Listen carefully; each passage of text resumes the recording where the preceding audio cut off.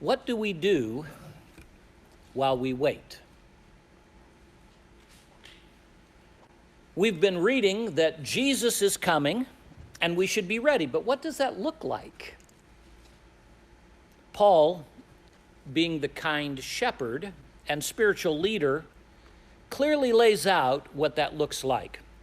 Now, 2 weeks ago, we began this quick pass through the Thessalonians. And 2 weeks ago, we just did an overview of 1Thessalonians, the entire book.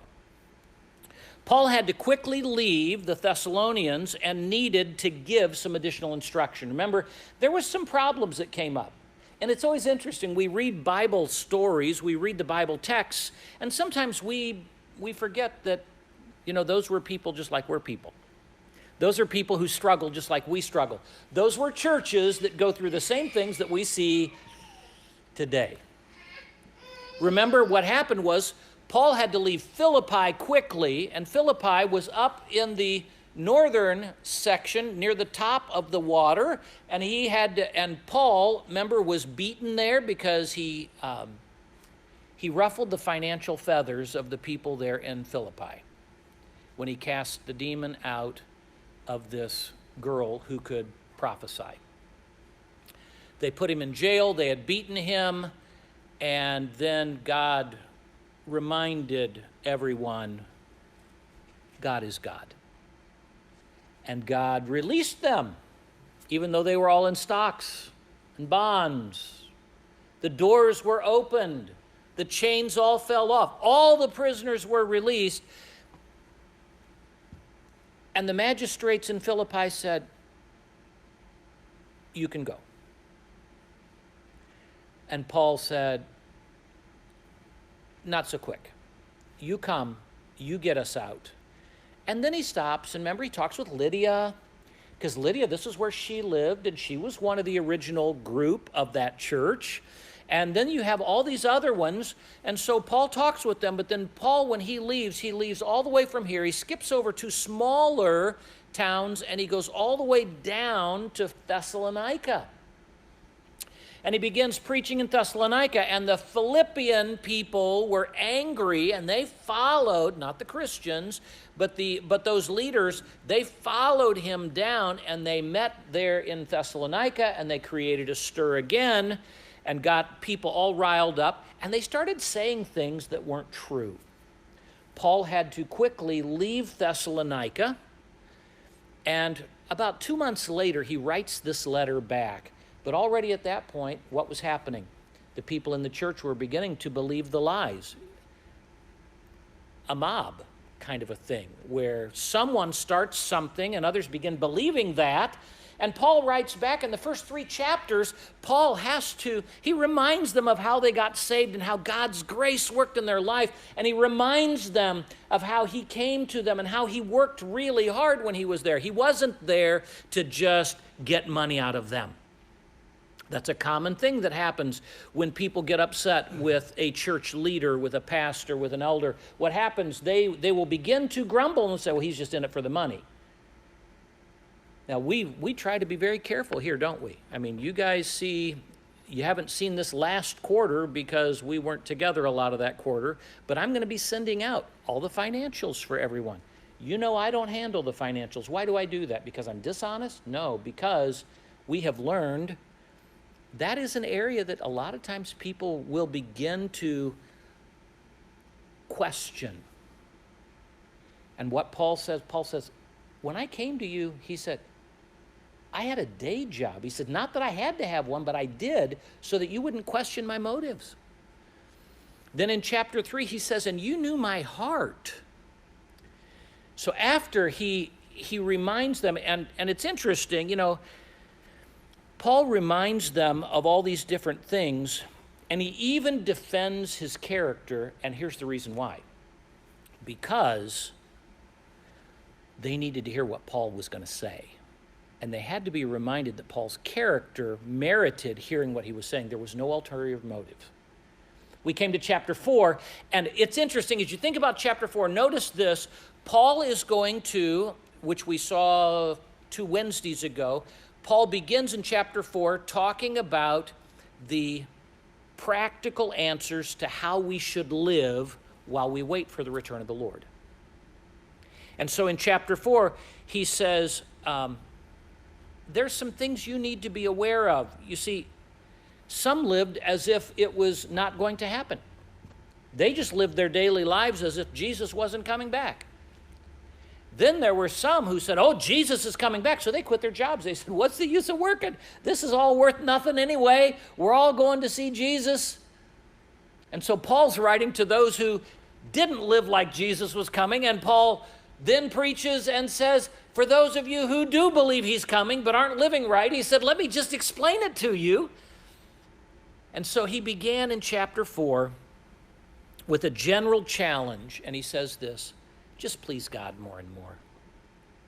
Just please God more and more. And then he moves into it personally. And he says, keep yourself pure.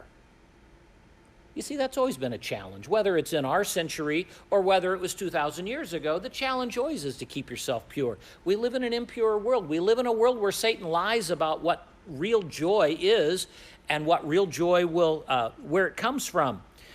Then he said, relationally, don't take advantage of other people.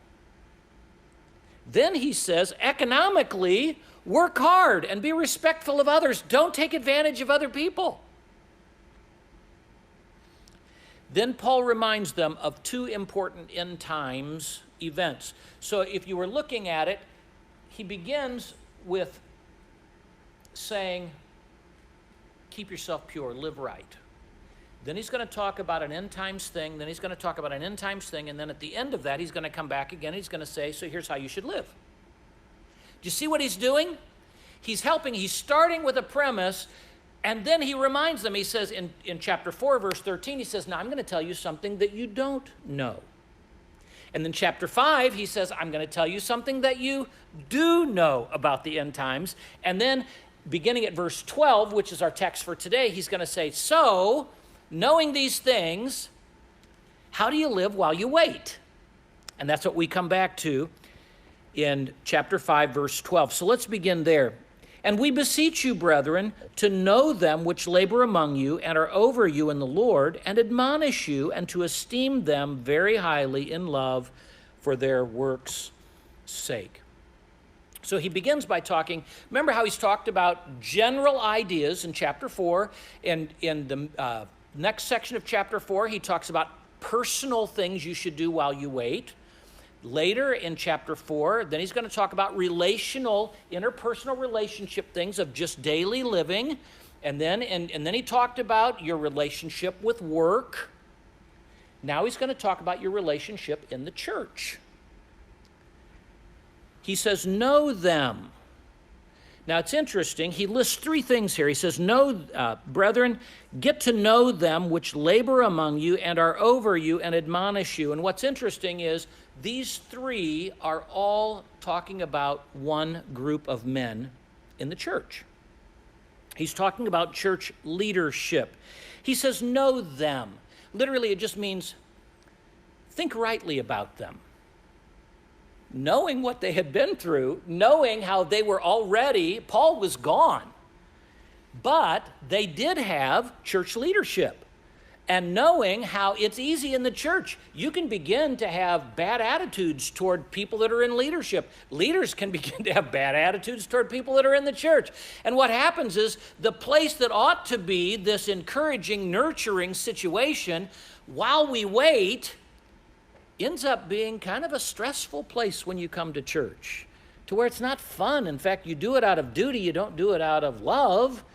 And so what does he say? He says, get to know the kind of men that are in leadership. Think rightly about them.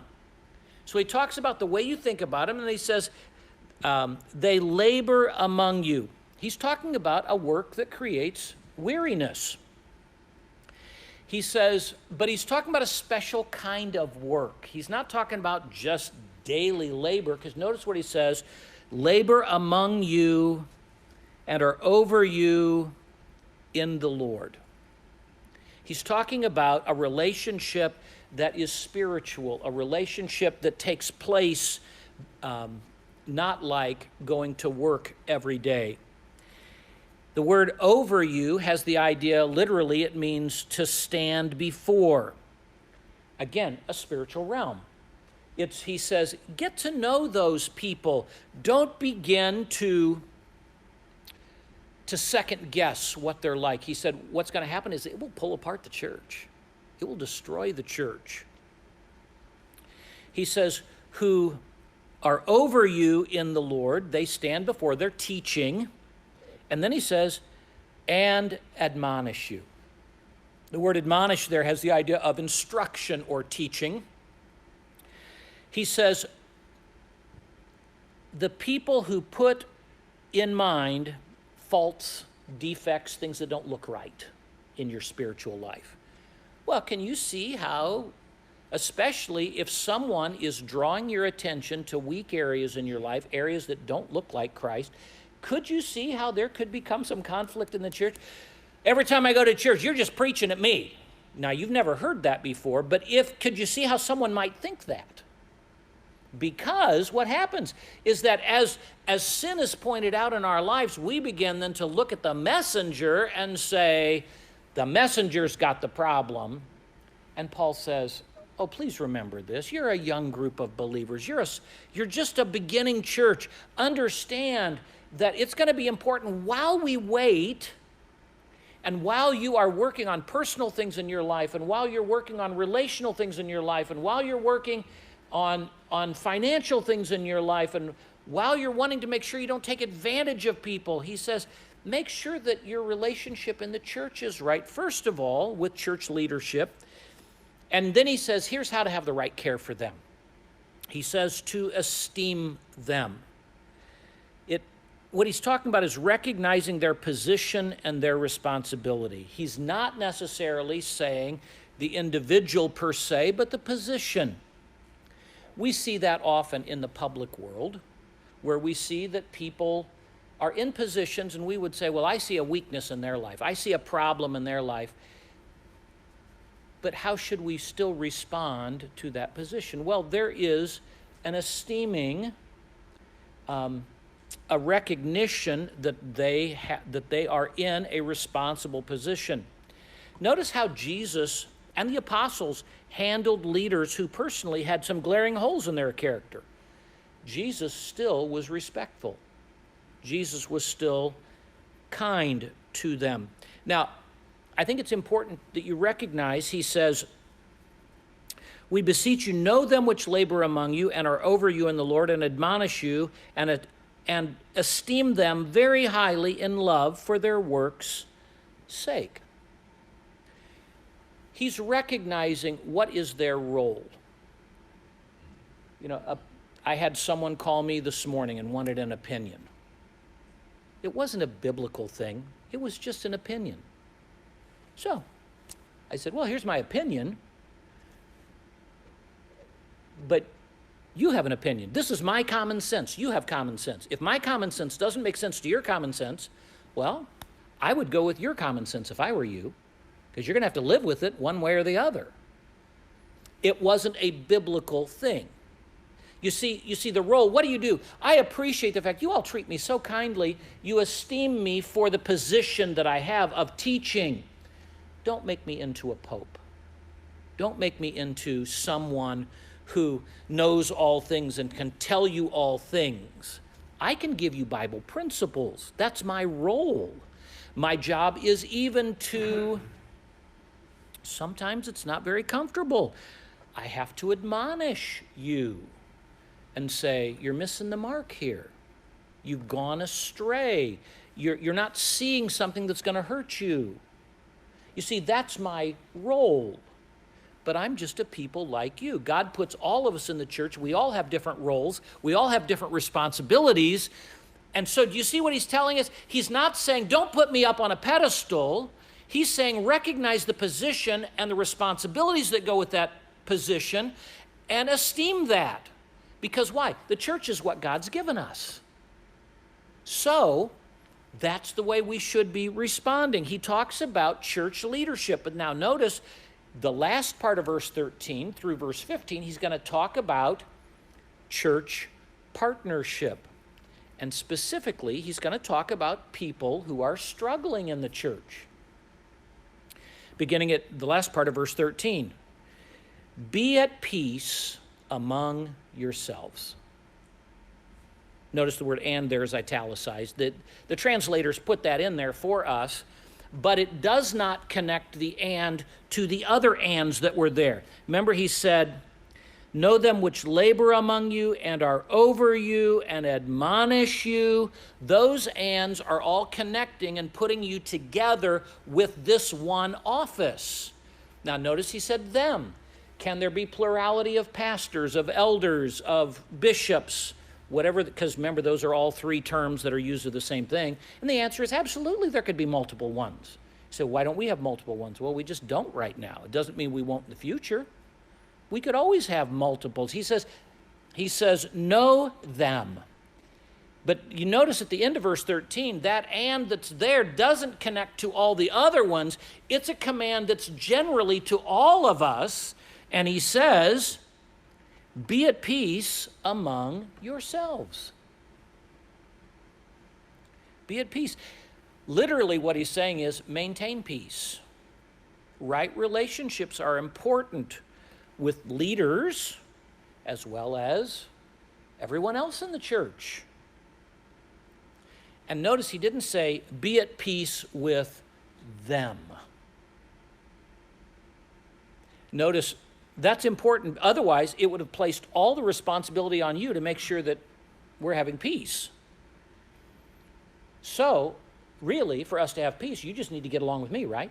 You need to agree with everything that I say. You need to do everything that I say because it says, be at peace with them. But that's not what it says. It says, be at peace among yourselves.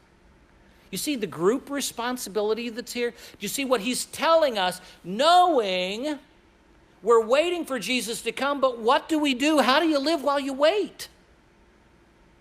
He says, be at peace among yourselves. Maintain peace among yourselves. He didn't even say, be at peace through them, where everything had to go through the church leaders. That's not what it says. He says, each is responsible to be at peace with each other because too much is at stake. We have the future coming. Jesus is coming back. We are going to live in a world that's going to be perfect. We're going to live in a world where a lot of the things right now that clutter us up aren't going to be an issue. The world that's coming is going to be wonderful, but it's not here yet. So he says, stay focused. Live at peace. What are you upset with each other? What's gotten under your skin? Put it in the big perspective. Is it really a big deal? How big a deal? Well, deal with it. You can't stuff something that really is bothering you. You may find out that you don't have the right facts. And then it's like, oh, I can forgive that easily. That fact, not even something to forgive. It's just, it was a misunderstanding. But it's up to each of us to be at peace. You know, the greatest thing we could ever do here as a church is to just always have the principle, we're going to deal with something as soon as we know about it. You hear something? Call the person. Now, I'm going to remove it from this so that no one's uncomfortable. And I'm going to mention, you know, whenever you learn something about a friend, best thing you can do is as soon as you know something, pick up the phone. A lesson that I learned a long time ago, and I always have to keep myself sharp on it because it would be easy for me to put something off. Anytime I hear that a friend has gone through an illness or a death, first thing I do is I pick up the phone and I call them. And it's awkward. It's really awkward. I'm really sorry. I just heard about your, you fill in the blank. I don't even know what to say. I just wanted you to know I love you. I'm your friend. I care. Now let's put that into every circumstance. what should we, if we're going to be at peace, if we're going to get along with each other among ourselves, what do we have to do? Well, hey, I just heard this. Is this true? And without judging, they can say, yeah, it's true. I'm sorry. Can I be of help? All of us are people, our children are people, our families are people, and we're going to go through things that none of us want to go through. And we're going to go through things that are embarrassing. It happens. How do you handle that? Communicate. You communicate. Now, notice what he says. Now we exhort you. Remember, he began in verse 12. We beseech you. I'm pleading with you. I'm just saying, boy, this is a really good thing to do. Get to know the people that are over you. But notice what he says. We exhort you. Now, this is one it's not something that we want to do. It's not something that we naturally would do. What happens is we pull back from this. It's the last thing we want to do. And so Paul's saying, no, I have to exhort you, brethren, friends. You know, it's not this looking down on you. It is friend to friend. He said, now I exhort you, brethren, warn them that are unruly. Literally, admonish the disorderly. Something that is out of order, something that is out of place is what unruly means. Now, it could be he's reflecting back from chapter 4, where he was talking about people that had stopped working, and they were just expecting everyone else to pay their bills. We don't know. We know that was obviously going on in the church at that point. But someone had become, or some had become careless in their daily habits. And he says, warn them that are unruly. Then he says, comfort the feeble-minded. The word feeble-minded does not mean mentally lacking, to be somehow disadvantaged. The word there means to be small-hearted, faint-hearted. And the idea is comfort those who are discouraged or despondent, people who for some reason have become discouraged. What's the goal? To encourage them. Can you see God's kind gift in always telling us, don't forsake the assembling of yourselves together, meet together regularly. And I know some of you had told me, Pastor, it's been way too long. We need to be meeting. This has gone on way too long. And we talked about the balance between being fearful and foolish and trying to figure out that balance and respecting other people, but not disregarding what God has said. And we did the imperfect thing of streaming like everyone else did, and we did some Zoom meetings. But as soon as we could, we got back together. Why? Because you could hear me preaching, and as I told you, you could hear other people preaching that did a better job than I did. You had the world open to you. But the reality was, it doesn't take the place of meeting together, of assembling together, of the body. Why? Because, you see, it's everyone's responsibility to comfort the faint-hearted. Some need encouragement. Some need to be cheered up. Some need to be stimulated. Interestingly, he didn't say, rebuke the discouraged. What is wrong with you? I cannot believe you're discouraged. Get out of that chair. You need to be doing these things. You may feel like that, but when you're done, what really happens? They just, in fact, pull the handle on the lazy boy, and now their feet are up in the air too. Why? They're not getting up. They're down. What's the role of the church? Not just the role of the pastor. Everybody encourage, cheer up, stimulate. How did our Lord do this? Remember in Matthew what it says, a bruised reed. He wouldn't even break the bruised reed or the smoking flax. Jesus was tender. He lived what he was telling us. He was the only one who ever did this perfectly. I wish I could say, I always just know exactly how to come alongside someone and encourage them rather than giving them a kick. But what does he say? Encourage. Comfort the feeble-minded. And then he says, support the weak. Literally, it means to prop up. Those who are without strength. It may be someone who doesn't know the Scriptures. Not everyone knows what you know. It may be someone who lacks courage to trust God. They know what they should do. They don't do it. It may be someone who lacks the courage to face trouble or endure persecution or criticism.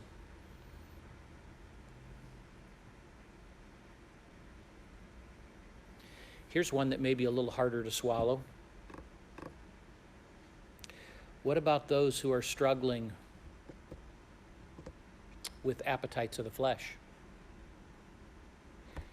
How do we handle those kind of people? Well, we would speak the truth. Can't help someone if they don't know the truth, but we would speak it in love.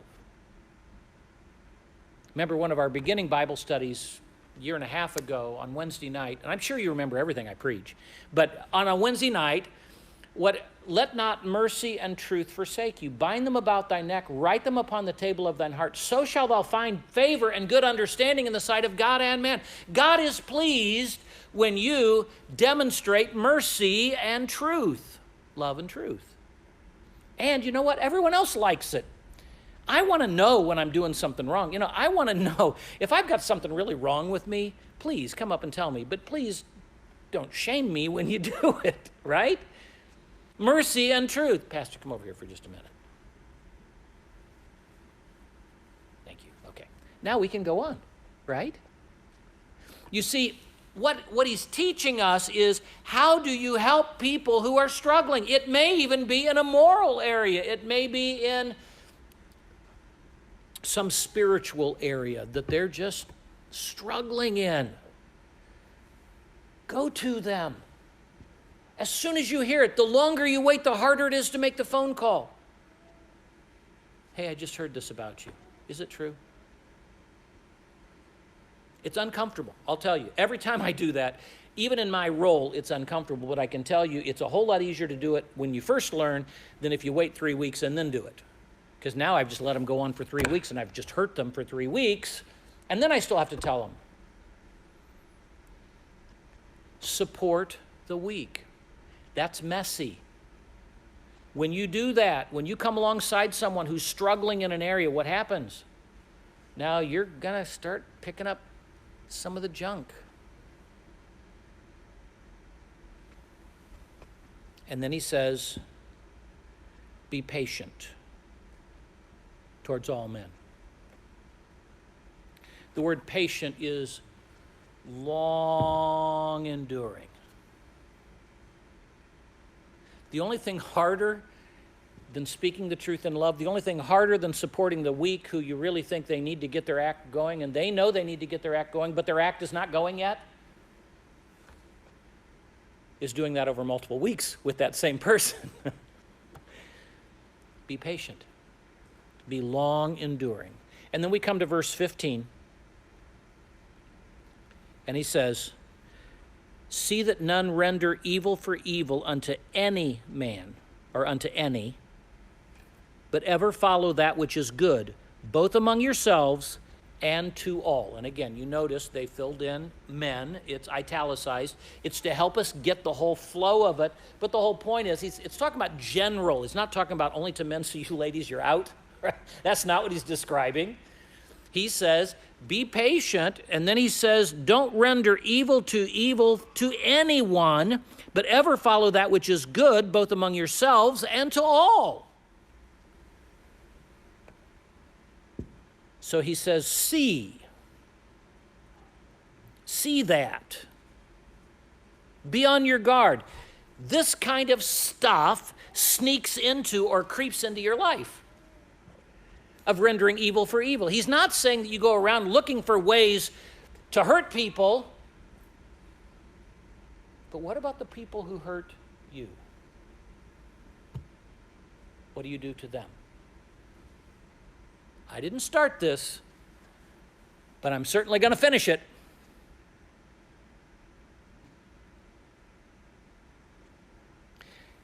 Evil, something that injures. And he says, see that we do not give evil for evil. That runs counter to how we feel. That's, full disclosure, that's not the way I think. That's something that I have to really pay attention to. See that you don't do this. Why? Because I naturally do this. In fact, he says, but when they do evil, replace that and give back good. Literally, the idea is to pursue this. Well, this doesn't feel natural either. Every time someone does evil to me, that I'm going to do good to them. This doesn't feel right. This doesn't seem fair. I mean, as high schoolers, you guys, you know. You know, as graduates, you guys know this doesn't make sense. I'm minding my own business, but now this person did me wrong and I'm supposed to do them good? So how should we live while we wait? Focus on people. Can you see how everything we talked about beginning at the top of chapter 4, and then he talked about personal relationship, he talked about our own personal actions, he talked about relationships, he talked about finances with work. Then he talks about Jesus is coming, and you should know this, it's not just the second coming, but is the rapture. He said, you don't know about the rapture. Jesus told you all about the second coming. You should know that. That was oral history. The Gospels weren't written yet, but they were hearing that. People were really good about repeating all those things. That's how Luke could say, you know, I've been talking to all these different people. I got all these eyewitnesses, and that's why you've got 1st and 2nd Luke, or Luke in the book of Acts. What happened? Well, they were saying these stories. They went back and they researched it. You know, Jesus said, I'm coming, and Jesus said, when you see this, this isn't the time yet. When you see this, this isn't the time yet. When you see this, this isn't the time yet. When you see this, then look, it's coming really soon. You don't know the day, you don't know the hour, but it's going to be really soon. But Paul says, but what you didn't know was the rapture. So he talks about these things, and then he brings it back out to the practical, and he says, now, how should we live while we wait? Focus on people. Minister to people. Focus on what you're like. Focus on what your friends are like. Focus on your work situations. Focus on your church. You notice all of these are people. Because when Jesus comes and we're all taken out, you know what? Whatever's in my garage, they can have. I'm not taking it with me. They might have to clean it first. Whatever I'm driving, they are going to get it. Whatever guns are hidden, whatever guns are used, they're going to be gone. They're not going with me. That, and fill in the blank. You know, I'm not trying to pick on anything because I've got the things that I like, you got the things you like. So can you pick on yourself and I'll pick on me, and let's just call it even, okay? The point is, he says, focus on people. Minister to people. Whenever we begin to overlook people for projects, we need a refocusing. Personal, relational, financial, church, worldwide. So now I've just got to ask you, so what do we do with this? How can we know and esteem church leadership? You know, the hardest sermons for a pastor to preach are the ones that either talk about giving or talk about how you should treat your pastor, because obviously I'm doing it so that I can get more from you, right? I mean, that's obvious. And I almost skipped this. Full disclosure. And I said, wait a minute, this is God's word. This is what God told Paul to tell these people to protect his church. And if I don't tell you these things, it's not about me, it's about protecting his church. So how can we know and esteem church leadership? How can we be at peace with each other? Is there some stuff we need to address, deal with? How can we warn the unruly? What do you know? What are you going to do with it? How can we comfort the feeble-minded? Those that are discouraged. How about those who are struggling in an area of their life? How do we support the weak?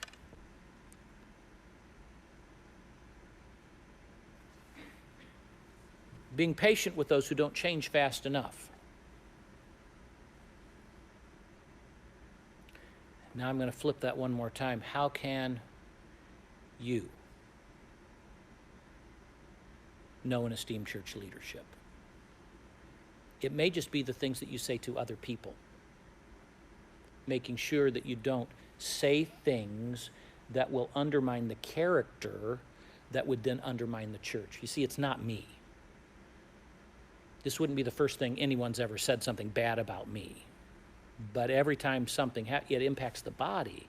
What about being at peace? How can you personally be at peace with others? How can you warn the unruly? How would you? How will you comfort the feeble-minded? How will you support the weak? How will you be patient toward those who don't change fast enough and still encourage them and help them? And how will you render good for evil? I was talking with one of you before the service, and I just said, looking at all that's happening in our society and our community, there are people that are being misused. There are people that, just because of their skin color, have been treated wrong. I mean, you have to know that. And in the history of our country, we have done things that are wrong. How does the church respond to all of this? How do we minister to people who are hurting? How do we minister to people who have hurt us? You see, Jesus is coming. I have no idea, because he could come at any moment. That's the imminent, any minute he could return. So while we're waiting, how do you live? Let me just pause here at the end of the sermon to say this. Jesus is coming. I don't know when. Have you ever prepared for that trip?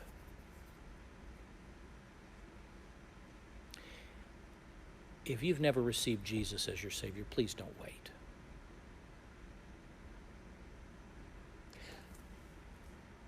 I'm going to do my best to love you regardless of the decision you make. It's your choice. God doesn't force anyone to receive this gift, but he doesn't change the consequences of your decision no matter who you are. It's appointed unto men once to die. After that, the righteous judgment is going to come down. If you have had your sins forgiven through Jesus Christ, through that substitute, God will look at you and say, totally paid for. If you have not done that, God is righteous and he can't overlook it, and so he's going to say, I'm sorry, sin must be paid for, and you will be judged. Please don't wait.